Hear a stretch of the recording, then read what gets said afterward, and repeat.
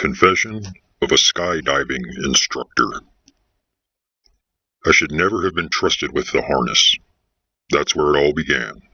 The moment I realized just how fragile people are, dangling on strings above the earth, utterly convinced the nylon and buckles were salvation. You'd be amazed how easily that illusion can be altered. They all call me calm, reassuring, the perfect instructor. They don't hear the pulse in my ears when I strap someone in.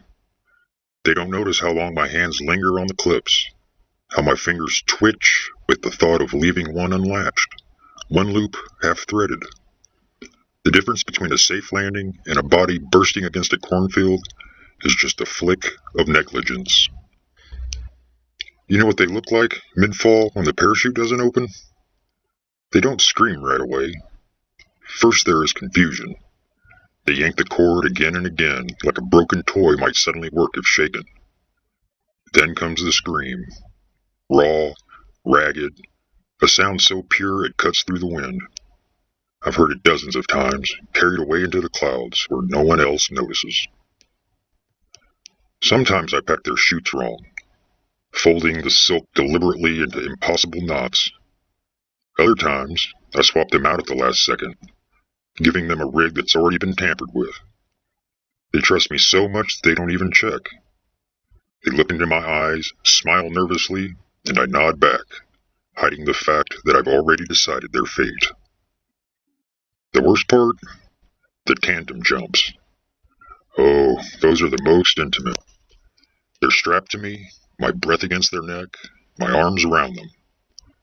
They think I'm their lifeline. But I've cut the reserve cords before. I've tightened the straps just enough to make every gasp for air a little more desperate.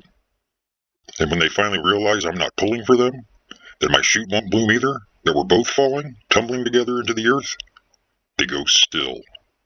They give up. That moment of surrender when their body slackens against mine is the closest thing to prayer I've ever felt.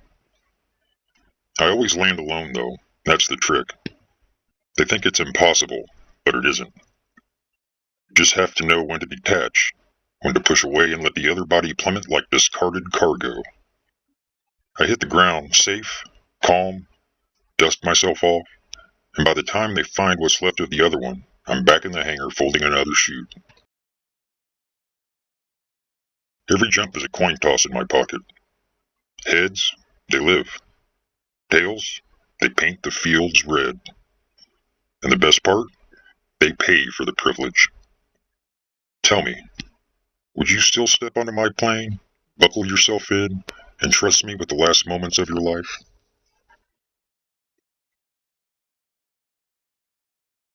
The Skydiving Instructor's Confession Log. Jump 2147. They trusted me again today. Bright young couple, early 20s. She was terrified, shaking as I tightened her harness. He whispered, "We'll do this together." Cute. I packed his chute like scripture, every fold precise. Hers? Not so much.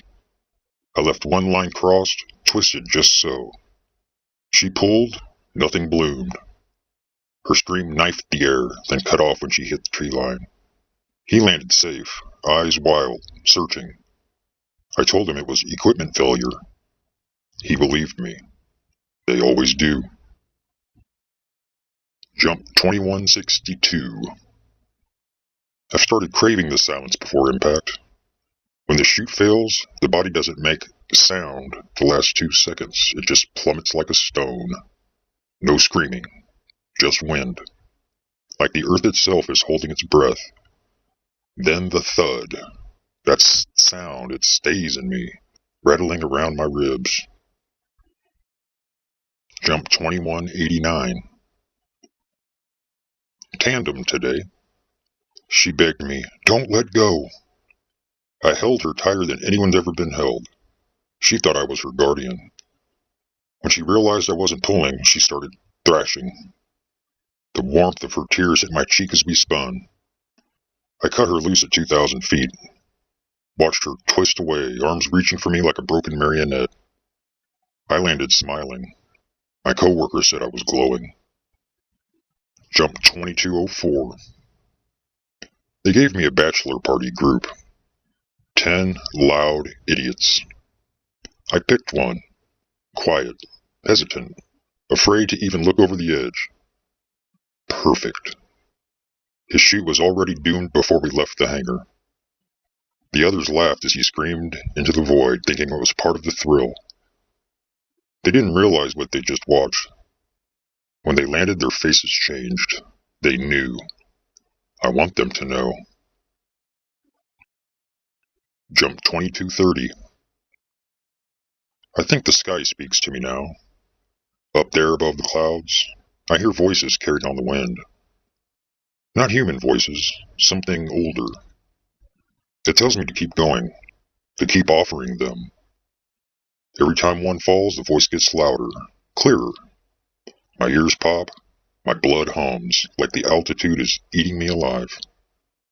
Jump 2255. I packed my own chute wrong today, on purpose. I wanted to know how it feels. The panic, the clawing at nothing. But at the last second, instinct. I pulled my reserve. I couldn't help it. I'm not ready yet. The sky isn't finished with me. Jump 2271. I don't even hide it anymore. My hands shake with excitement when I strap them in. My heart races as we near the door. The drop isn't theirs. It's ours. But they don't understand that the sky is a god, and I am its priest. Everybody that breaks feeds it. Every scream is prayer. Jump 2299. Tomorrow, I won't pull either. Not for me. Not for the stranger I'm tethered to. We'll fall together, straight into the earth's open mouth. I'll hear the silence. I'll hear the voice in full. The sky wants me. It's time.